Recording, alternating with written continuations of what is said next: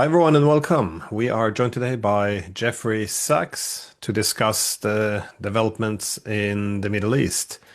Trump obviously ran on a peace platform that is America First. He won the election, and I, among others, were quite optimistic. Yet it now seems clear that he has become another war president, and the surprise attack on Iran, well, has seemingly not gone as predicted, as Israel now needs the United States to join in on the war, and Trump appears to have given his response as he now calls on Tehran to be evacuated, and we see the United States massing its military capabilities in the region.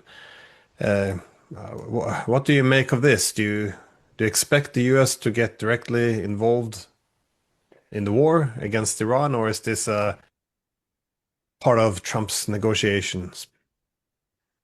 Well, first, I think it's only right to say I don't know because, and I don't think any of us really knows. Um, I was surprised by Israel's surprise attack. Maybe I shouldn't have been. The attack on Iran has been on Netanyahu's agenda for 30 years, absolutely, almost on a daily basis. It's been an obsession of Netanyahu for uh, Israel to pull the United States into a war against Iran. At the same time, remember that just before this attack started by Israel, the U.S. Had announced that negotiations between the U.S. and Iran would take place on Sunday. That is a couple of days ago, as we speak now, on Tuesday, the 17th of June, that there would be negotiations, that negotiations were proceeding, that they were making progress. And so the attack came in the context of public statements about a negotiating process that not only was underway, but that was reported in positive terms as making progress. So the question in the very narrow sense is, was it all a subterfuge to have Iran drop its guard so that Israel could attack? Was instead Netanyahu acting independently and then pulling Trump in by Netanyahu's understanding of Israel's dominant control of U.S. foreign policy? We don't know these things for sure. We speculate on the outside. We can say that government these days in the U.S. and Europe and Israel are shambolic. Everything that's said publicly is a lie in one sense or another. Nothing is explained clearly. Nothing is explained honestly. There is no consistency day to day. There is no attempt even at consistency. When the Israeli attack started, Trump didn't say, well, this was a surprise. He said, we knew about it, but we weren't part of it. He didn't make any allusion to the fact that negotiations were to take place 3 days later. There isn't an attempt to speak to the public as adults or in a rational way. This is a small group, gangsters basically, that are fighting over their gangster turf. The rest of us are spectators, wondering when the bombs will drop in our neighborhood, when loved ones someplace will be killed. We're not participants at all of this other than as observers. Interestingly, when Trump left the G7 meeting and Macron stated apparently that Trump was going back to Washington to make a ceasefire, Trump's answer was, he doesn't know anything about what I'm doing. Speaking about Macron, I have something much bigger than a ceasefire going on. This is the president of the United States publicly redressing the president of France, with whom he was just meeting in a public tweet or public posting, excuse me, uh, that shows that even in this supposed rarefied circle of nuclear powers, they're gangsters. They don't talk to each other, even themselves, in an honest way. So, Glenn, I just have to start by apologizing to you and to everybody. I don't know the answer to any of this. What I can say unequivocally is that the Israeli plan underway to go to war with Iran is very long-standing. Uh, that has not been hidden from view. That's been Netanyahu's greatest dream since 1996.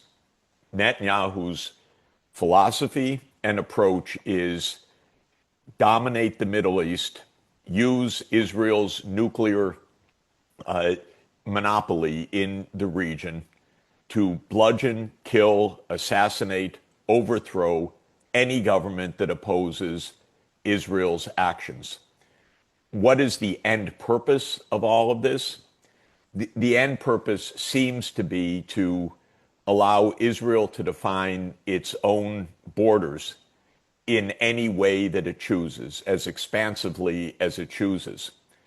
One might have said, and I write nonstop, that the way that it chooses to define its own borders is complete control over the territory of British Mandatory Palestine, meaning that Israel would have full control over Israel, Gaza, the West Bank, and East Jerusalem.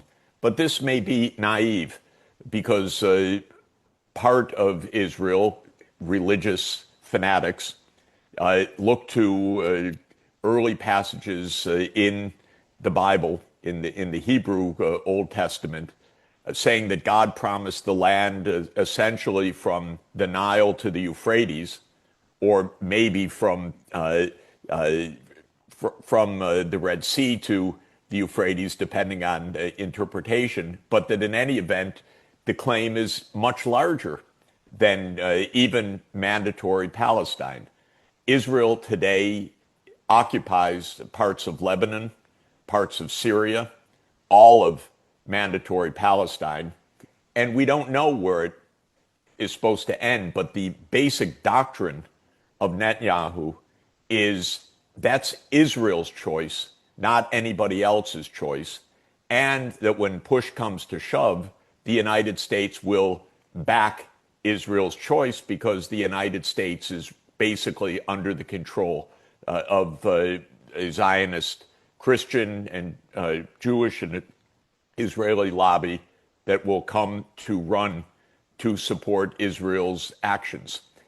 We're watching this play out in an astounding way. Israel this year has been at war in Gaza, the West Bank, Lebanon, Syria, and Iran.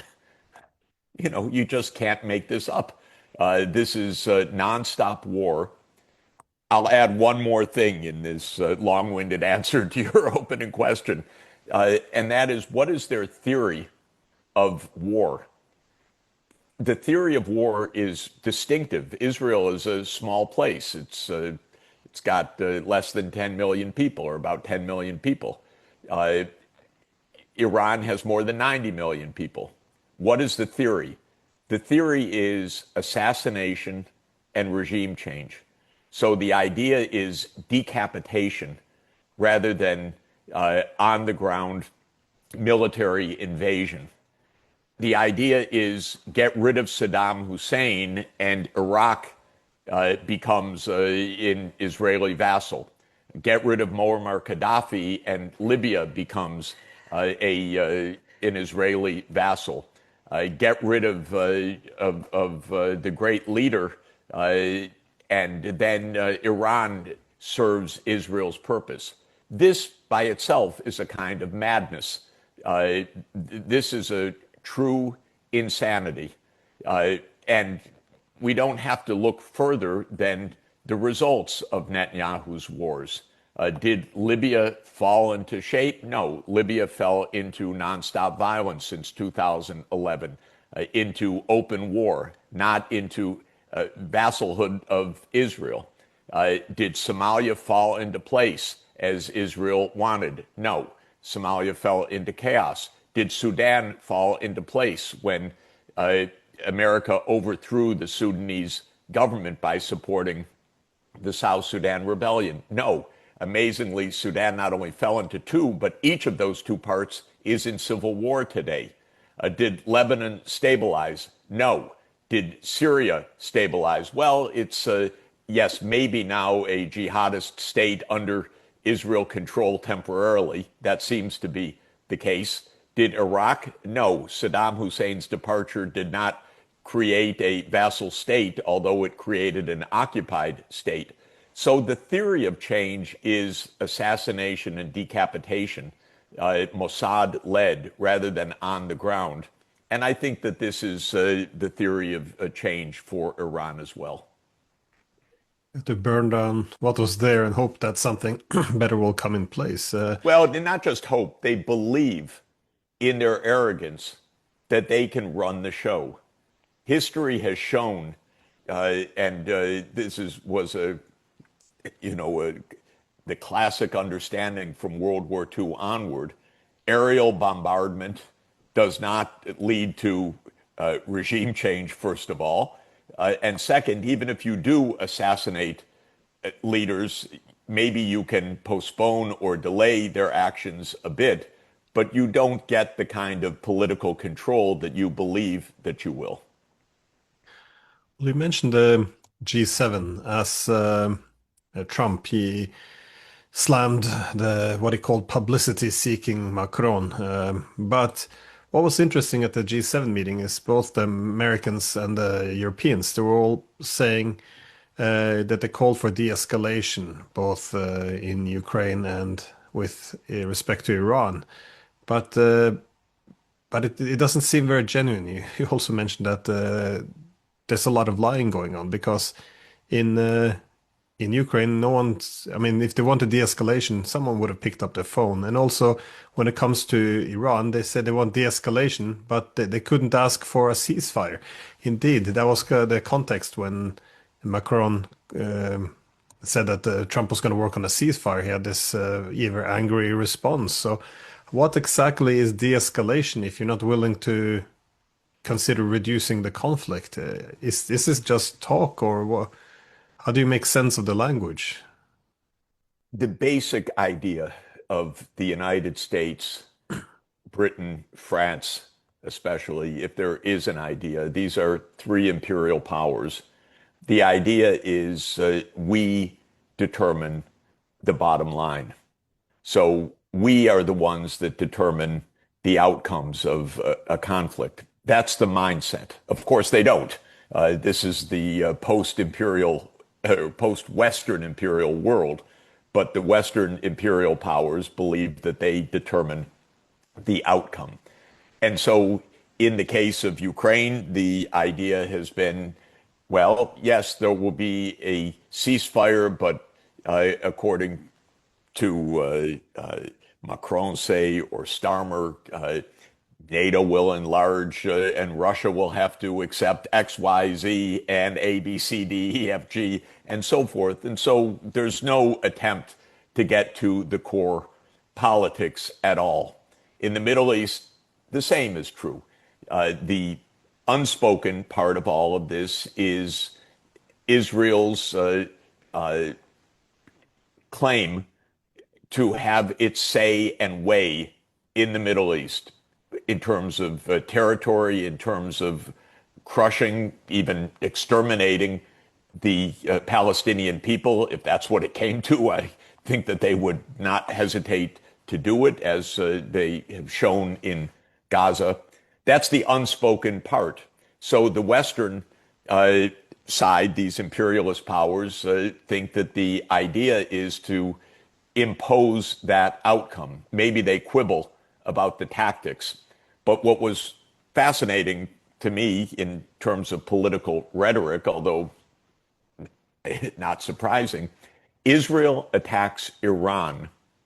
And what happens in the rhetoric of all of the West, so-called, these G7 countries, The immediate response is not Israel should not have attacked Iran. The immediate response was Israel has the right of self defense. It's so surrealistic, so Orwellian, that it doesn't even pass the propaganda test for 5 seconds.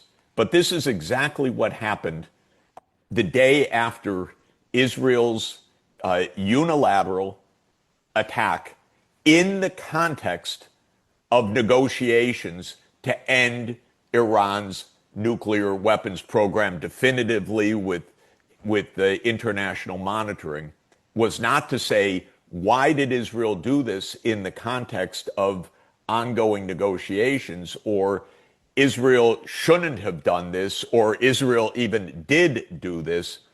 The politics that Europe displayed in the UN Security Council, as I nearly fell off my chair at each statement, was that Iran must not escalate. And some of the ambassadors speaking, for example, the absolutely shameless presentation by the Danish ambassador on the Security Council, didn't even mention that Israel had attacked Iran. This is the UN Security Council. They couldn't even figure out the day that they were there, the day after a unilateral, unprovoked attack in the context of negotiations, that Israel had attacked Iran. The only statement made by the ambassador of Denmark was that Iran was out of compliance with the IAEA, as if Israel, it's not, Israel isn't even a signatory to the IAEA and is the nuclear power of the region and never allows inspections. But the Danish ambassador only attacked Iran for being out of compliance without noting the negotiations, and still less without even mentioning that there had been an attack by Israel on Iran that day, and statements by the Israeli leadership that it would kill the leadership of Iran. No one said boo about that. So this G7 is pathetic. You know, Trump came, he went, didn't matter. It's pathetic. Then one of them posts something, Macron, and Trump disses the post of Macron. These are children that have no respect for us as citizens. And this is sad because these children don't know how to play together. I don't even among themselves, much less with the rest of the world. But they have their hands on the nuclear arsenals that can destroy all of us, and we don't hear an honest word about it. Well, so yeah, we see the surprise attack during negotiations on nuclear reactors in Iran, which, should have had made everyone very, very alarmed. But I guess it had the same reaction as the attacks on Russia's nuclear deterrent 2 weeks ago. There's nothing instead. Yeah, I saw as well the European leaders arguing that, well, the Iranians are to blame and they have to de-escalate. And it did sound something similar to what Netanyahu was saying, because he was making a speech saying, we we have the right to defend ourselves, and also after the regime change, after destroying the government of Iran, the people there would welcome it as a liberator, welcome them as liberators, and they would live peacefully side by side after the regime had been destroyed. I mean, do these people actually believe this, or is this just shameless war rhetoric, knowing that, well, Israel's partners will uncritically just repeat whatever they say?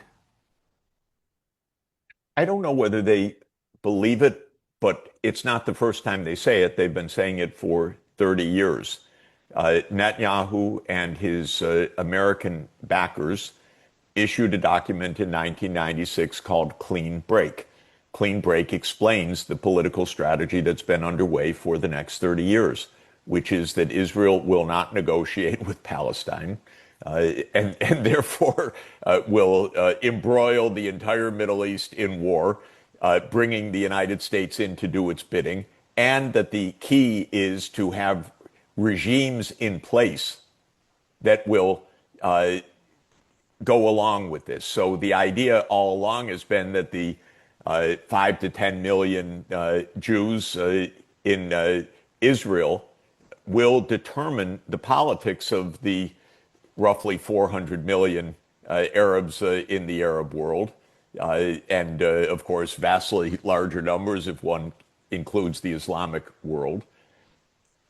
So they've said this all along, and they've acted on that basis because every word you heard vis-a-vis Iran, Netanyahu, I mean, almost to a word, used the same rhetoric in the fall of 2002, testifying in the U.S. Congress about how glorious it will be when Saddam Hussein is brought down, how across the region people will celebrate. In fact, he said specifically, when you bring down Saddam Hussein, young people in Iran will rally to the cause. They will see the end of despotism and so forth. And the same has been believed about each of these leaders, Gaddafi, Assad, Saddam Hussein, the Ayatollah. The idea is this mythical thinking that you kill them, you replace them, and then the replacements do your bidding. They fall into line. So if you ask me, do they believe it? I think they do believe it because it's their strategy. It's not merely their tactic. It is their long-term strategy. And they built an apparatus around it. Israel is an assassination machine to a large extent. Mossad is an assassination organization to take out leaders that it opposes, believing that it will thereby result in leaders that will support their cause. I should say, by the way, this resonates with the United States. The U.S., with 4% of the world population, roughly 4.1%, has tried to run the rest of the 95.9% of the world population. It does that, of course, with military bases all over the world, roughly 750 military bases in 80 countries. But it also has to rely on something more efficient, it believes, and that is regime change. Because the U.S. doesn't have the manpower to put its Roman legions, if I could use the analogy, all over the world. It needs to have governments that fall in line with it. It has a lot of vassal states. The Europeans are vassal states in this way. But the idea has been regime change as the most important instrument that the United States has, because it doesn't want to be and can't be an occupying force, so it has to impose friendly regimes. So this fits, maybe it fits the imperial model going way back, that you put satrapies in or you put local vassal states in, because you can't really occupy every place if you have your eye on global control. Well, my last question is, how will this affect the wider world? How will Russia, China, other large powers react to this? Because obviously, this is not a good day for diplomacy in the faith they would have in diplomacy with the United States. But also, to what extent do you see the possibility of this war spreading? Because I've seen some reports already about Russia and China resupplying Iran after they were attacked. If history can be our guide, and it's a very imperfect guide to be sure, because every circumstance is different, the current approach will fail. Either the military bravado by itself will fail because Israel will not have the wherewithal, or even Israel and the United States will not have the wherewithal to defeat Iran. That's possible. I'm unfortunately not enough of a military expert to give any authoritative reading on that. But we do know the vastly exaggerated estimations of Western military power is part of this story. Uh, the United States has not won wars for decades. Sometimes it's had military victories, but it's rarely actually won a long war. And so, from Afghanistan to Vietnam to countless other places, this kind of approach has not worked. And it may lose directly in the aerial battles and in the air defense and in Iran's ability to counterattack and destroy critical locations in populated Israel. It may fail just on that basis, or it may fail on the basis that the nuclear activities of Iran escalate in result and are not stopped by any of this, or in the fact that there is no regime change. Uh, they're trying, I think, a decapitation not only of the military and scientific leadership, but of the political leadership as well. This is likely to fail, but not impossible. This is an assassination machine. They have targeted drones to the apartment buildings and apartment floors and flats specifically. So they, with Mossad's methods, which is an assassination unit, they've made some progress. But that can fail, I think, is more likely than not to fail.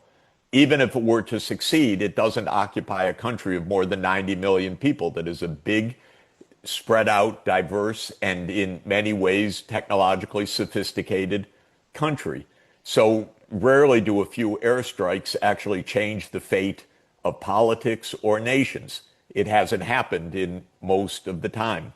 So I believe we're on a path of extraordinary risk and danger and typical bravado and overestimation of Israeli and Western capacity. That has been the general rule, overestimation of what the Western advantage brings, because the most fundamental factor of our world today is multipolarity.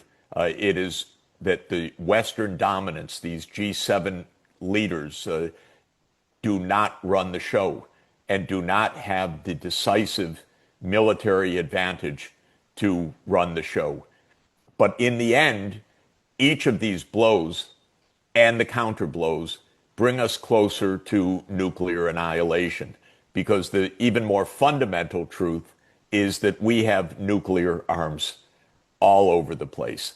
And not only does Iran have Russia as a backer, it also has Pakistan as a backer. And the idea that this is just a unilateral show of nuclear armed Israel versus the Islamic world versus Iran versus the Arab world, this could really get us all killed, this kind of delusion. Well, Professor Sachs, thank you, my friend. I appreciate your time. This is, yeah, it's incredible we ended up in this situation. I think everyone realized how crazy and, yeah, insane such an attack would be, and that's exactly how it's turning out as well. It was so crazy that I didn't think it would happen, honestly. This is my naivete, I have to say, because I constantly overestimate the idea of a rational response to our circumstances, and I underestimate the hubris, the arrogance, the hatreds, and the readiness of people like Netanyahu to bring us to the brink of nuclear Armageddon.